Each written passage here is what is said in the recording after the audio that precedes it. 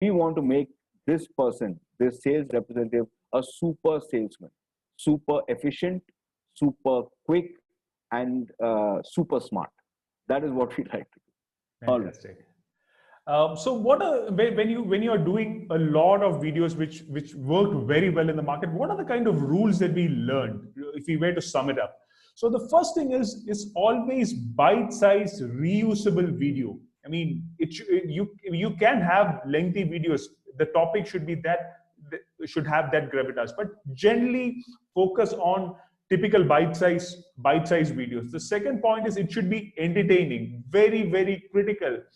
If you're not entertaining, it is all about dry product information. People are not going to get engaged with it. So how do you create entertainment? I mean, disseminate information in an entertaining way, always accessible and enabled self-paced learning. Imagine the life of a customer service associate. If he's on the train, I mean, can he watch these videos? If he's on a bus on his way to the store, can he watch these videos? That's the kind of Very good flexibility. example. Very good example. That's the kind of flexibility that we can give him with these creative videos. Drip style, a point that we earlier touched on. Drip style serve as daily motivation. Now, as I told earlier, it's not like once in a year affair.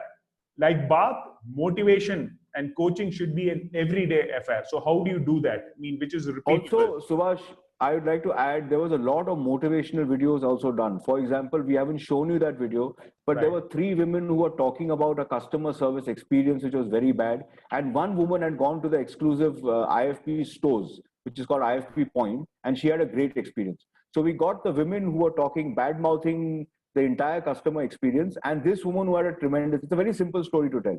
Another story which we told was about one of the CSRs. It was a true story, a CSR in Gujarat, who sold a dishwasher to just someone who had come in as a visitor. Just as a visitor, just because of his behavior and the way he, that person had not even come to buy anything. They were just browsing dishwashers, and he managed to sell a dishwasher. So there were motivational stories like this. Another story of a CSR who joined the company and worked with the company for 20 years, eventually became the state business head of South. Now, we told that story as well in an interview format. So we did various motivational videos as well. So the point is to continuously, like he's saying, drip style, is to continuously engage with the retail associate via video training. That is the point which you're trying to make. Subhash, please go ahead. Fantastic.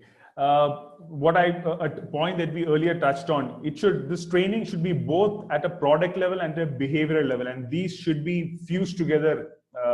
It should be obviously low cost. You cannot have high scale, high end production. I mean, because the content is what is very important. But you still need to keep high production values. If you're doing it with stock footage, it needs to look good, like the cradle wash video was looking. If you're shooting the regional trainers, it needs to look good. Low cost is fine. Low cost is good. But we need to also keep in mind the production values or the quality of the videos needs to be high, which we will ensure. The next point, it should be customizable. It should be able to be adapted into multiple languages. Like I think Shom would have done.